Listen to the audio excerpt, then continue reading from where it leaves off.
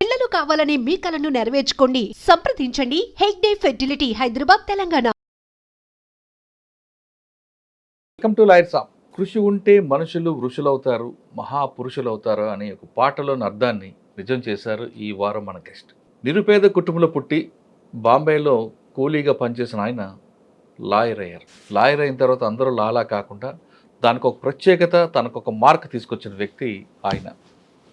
ఇటీవల ప్రణయ్ అమృత్ కేసులో ప్రణయ్ చంపిన వ్యక్తులకి ఉరిశిక్ష తేవడమే కాకుండా మిగతా 6 కూడా యావజ్జీవ శిక్ష పడేలా అతను కోర్టులో ప్రాజెక్ట్ చేశారు.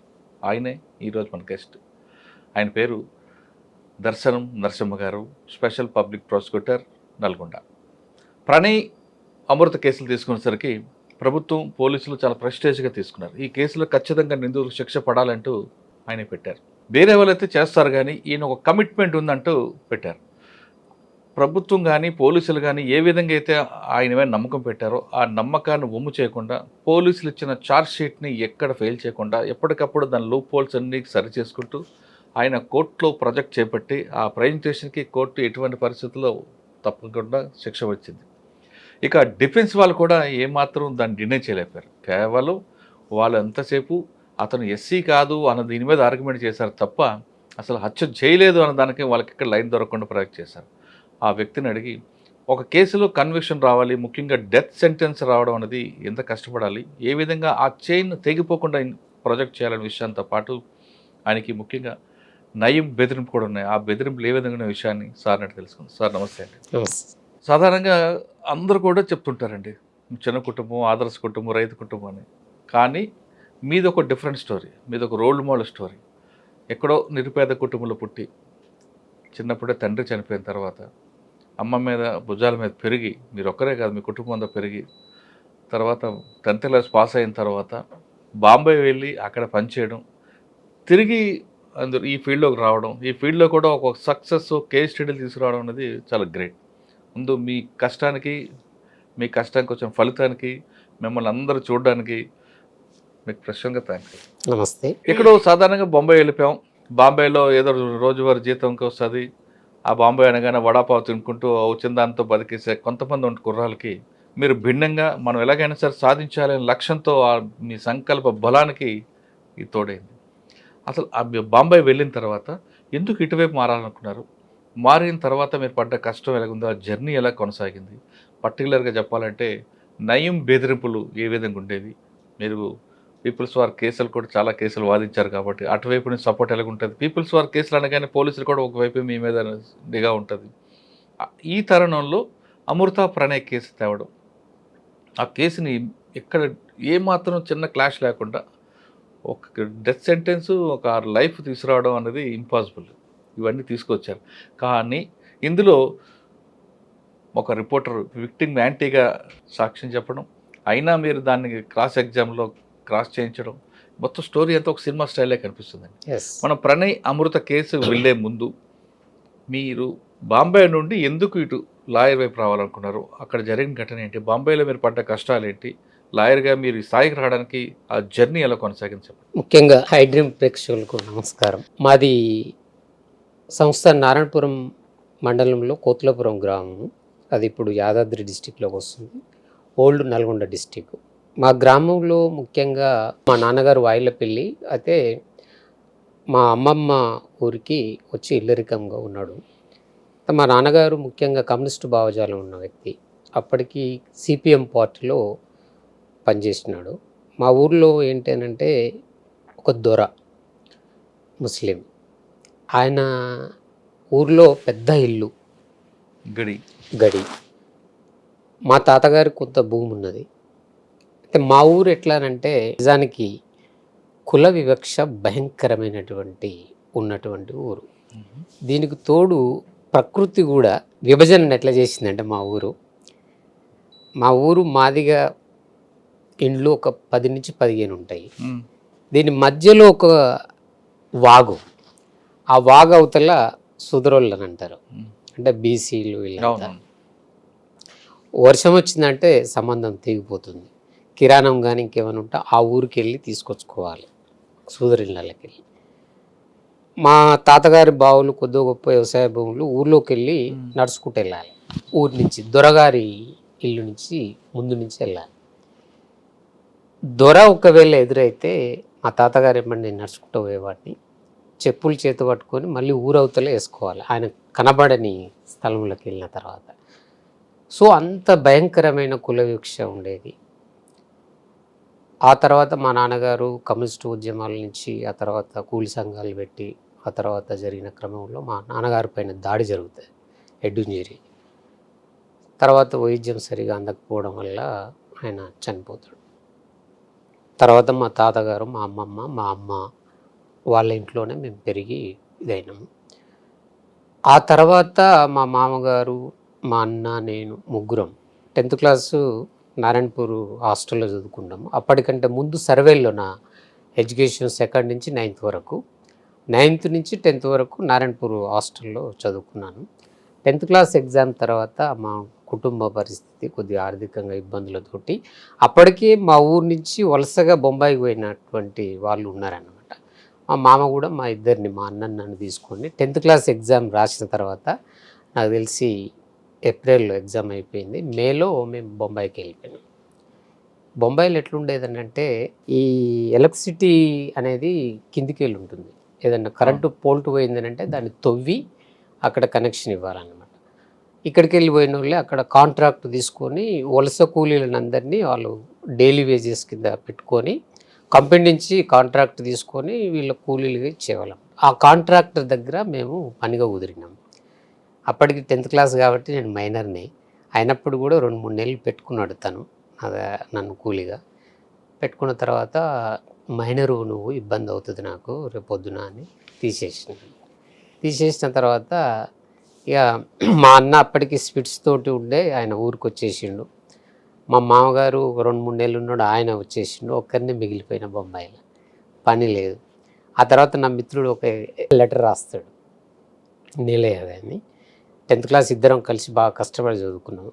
ఒక లెటర్లో ఇప్పుడు మీరు చెప్పిన పదాలే, మిత్రమా నువ్వు 359 మార్కులు వచ్చినాయి నీకు 10th క్లాస్లో, నేను కాలేజ్ చేస్తున్నా ఇంటరు, నువ్వు బొంబాయికి వెళ్ళిపోయినావు పని కోసం, కానీ ఎప్పటికైనా గుర్తుంచుకో, కృషి ఉంటే మనుషులు ఋషులు అవుతారు, మహాపురుషులు అవుతారు, నువ్వు తాత్కాలికమే కష్టం అంటూ ఆ పదాలు ఇంగ్లాండ్ లెటర్లో వచ్చాయి మాకు లెటర్.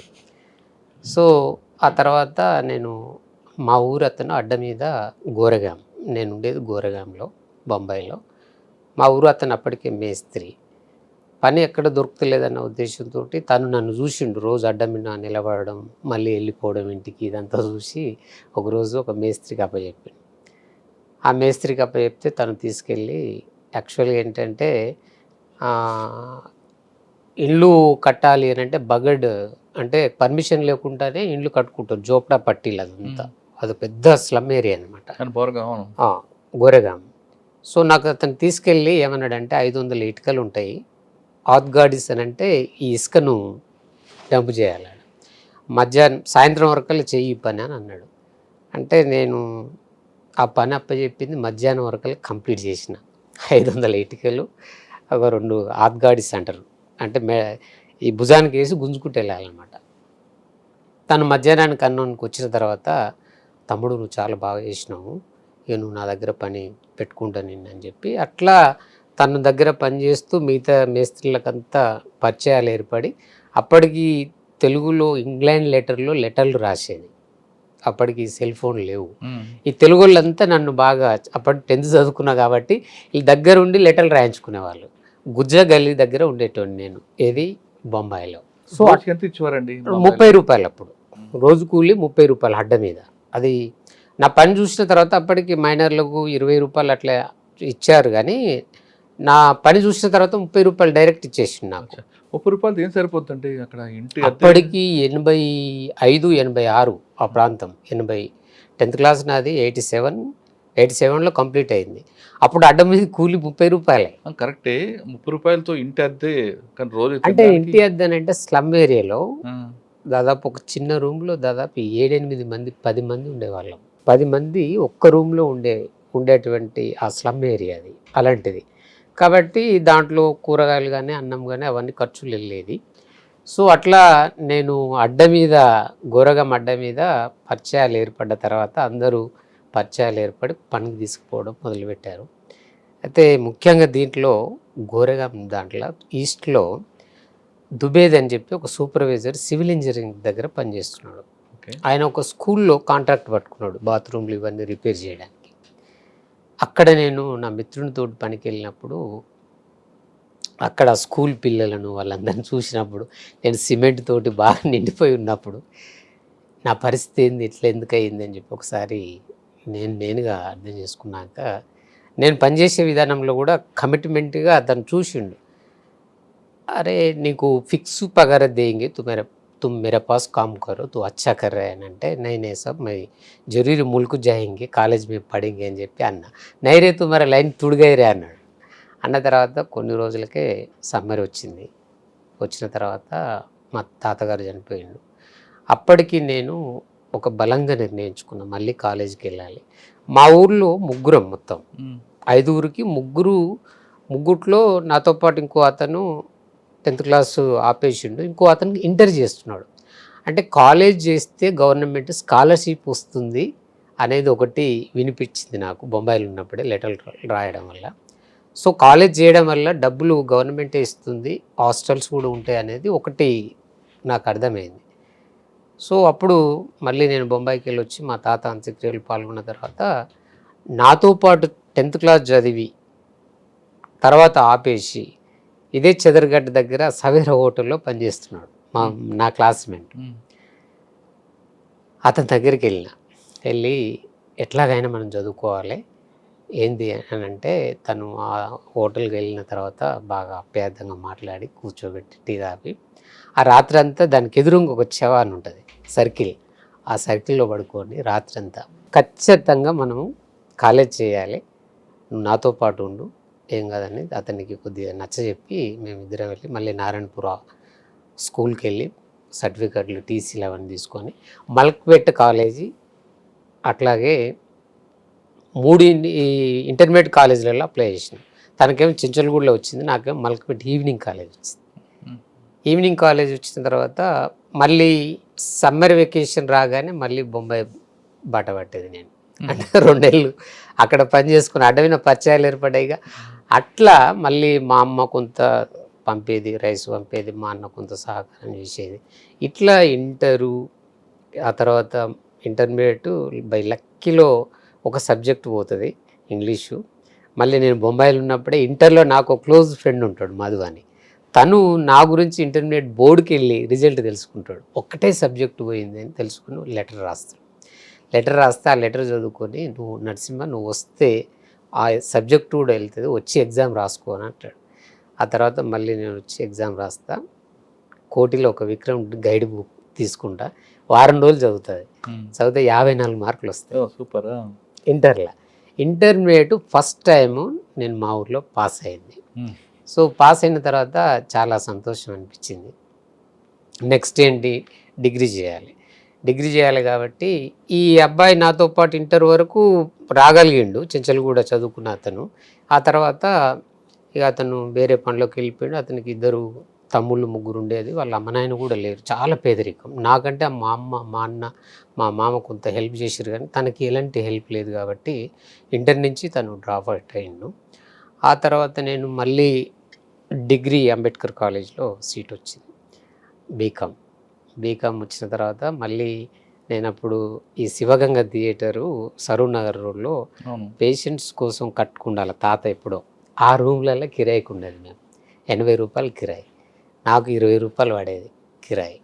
సో రూట్ పాస్ అట్లా డిగ్రీ అక్కడ ఉన్నప్పుడే చదువుతూ డిగ్రీ అంబేద్కర్ కాలేజీలో చేస్తున్న క్రమంలో మళ్ళీ నేను సమ్మర్ వెకేషన్ కోసం వెయిట్ చేసేది అనమాట. పోయి మళ్ళీ 2 నెలలు అడ్డు చేసుకొని మళ్ళీ రావడం.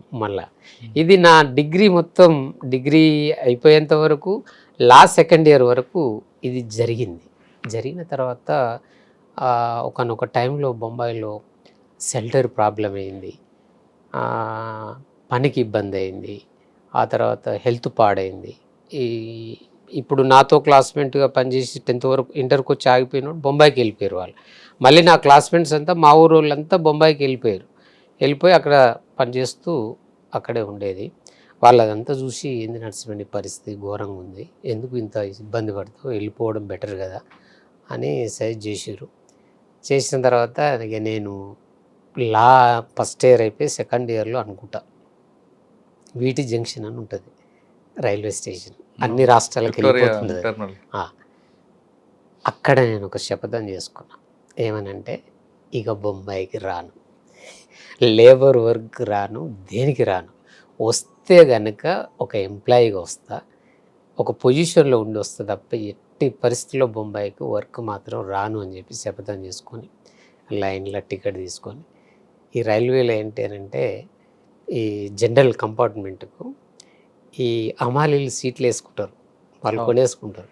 అతి కష్టం మీద దాంట్లోకి వెళ్ళి సీటు కొట్టడం అంటే మహాయుద్ధం చేయాలి, తరుముతా ఉంటారు వాళ్ళకి వారు. అట్లా నేను ప్రతిసారి నాంపల్లి రైల్వే స్టేషన్లో ఎక్కినప్పుడు నాకేంటనంటే నా డిజైర్ ఏంటంటే సింగిల్ సీట్ కావాలి నాకు. చూడొచ్చు అంతా. నా కలలు కనడము, నేను ఎట్లా ఏంటి అనే దానికి ఒక స్థలం అది నాకు. అట్లీస్ట్ 50 రూపాయలు పెట్టైనా సీట్ కొనేటోడిని అమలు, అంత ఎంజాయ్ చేస్తుండే నాకు ఆ సీట్ కోసం. మళ్ళీ వీటి జంక్షన్లో మళ్ళీ ఆ యుద్ధంలో మళ్ళీ వెనకకొచ్చి ముందు పోయి మళ్ళీ ఆ సింగిల్ సీట్ కోసం ట్రై చేసి వచ్చిన తర్వాత అప్పటికి నేను డిగ్రీలోనే ఒక టైంలో ఈనాడు పేపర్లో సర్క్యులేషన్ డిపార్ట్మెంట్లో చేసిన, నల్గొండకు ఫస్ట్ టైం ఈనాడు పేపర్లో సర్క్యులేషన్గా సేల్స్ ప్రమోటర్గా. అప్పుడు అట్లా 3 నెలలు చేసిన. అట్లా డిగ్రీ సెకండ్ ఇయర్ సెకండ్ ఇయర్కి ఎండింగ్లో ఆంధ్రజ్యోతి సర్క్యులేషన్ ఇన్స్పెక్టర్గా. అప్పుడు ఆంధ్రజ్యోతి చాలా రీడింగ్ లేదు దానికి. ఆ స్టేజ్లో 2 జిల్లాల ఇన్ఛార్జిగా పెట్టిరు నన్ను. అంటే ఈనాడులో చేసిన, ఉదయంలో చేసిన, అట్లా ఒక పార్ట్గా అట్లా చేసేది కొన్నిసార్లు. ఆ క్రమంలో అప్పుడు లా కంప్లీట్ అయింది. ఎన్రోల్మెంట్ చేసుకోవడానికి హైకోర్టుకి వెళ్ళి హైకోర్టులో ఎన్రోల్మెంట్ చేసుకొని లా కంప్లీట్ అయింది. ఇట్లా నాకు బాంబాయిలో పనిచేస్తున్నప్పుడు చదువు పట్ల ఖచ్చితంగా చదవాలనే ఒక కాన్సెప్టు. అంతకంటే ముందు ఈ లాకు కారణం ఏంటంటే నేను యాక్చువల్గా ఉస్మానియా యూనివర్సిటీలో ఎంకామ్ చేయాలనేది నా కోరిక. నా రూమ్మేట్ ఏషప్ అనే అతను ఎంకామ్ సీట్ కోసం ట్రై చేస్తే సర్దార్ వల్లభాయ్ పటేల్ కాలేజీలో సీటు కన్ఫర్మ్ అయింది, కానీ 3000 రూపాయలు కట్టలేక ఆ సీట్ పోగొట్టుకున్నాను. దాని తర్వాత బాధపడుతుంటే ఏషప్ అని నా రూమ్మేట్, ఎందుకు బాధపడతావా, నువ్వు ఎల్ఎల్బి ఉంది కదా, ఎల్ఎల్బి రాసుకోవచ్చు కదా అని అన్నాడు. అప్పుడు నాకు ఎల్ఎల్బి మీద ఒక ఇంట్రెస్ట్ వచ్చి ఈ బొంబాయికి పోయి వచ్చిన తర్వాత జరిగినటువంటి డిగ్రీ ఆ టైంలో ఎల్ఎల్బి ఎంట్రన్స్ రాయడానికి తను అడ్వైజ్ చేశాడు. అట్లా లా కంప్లీట్ అయింది.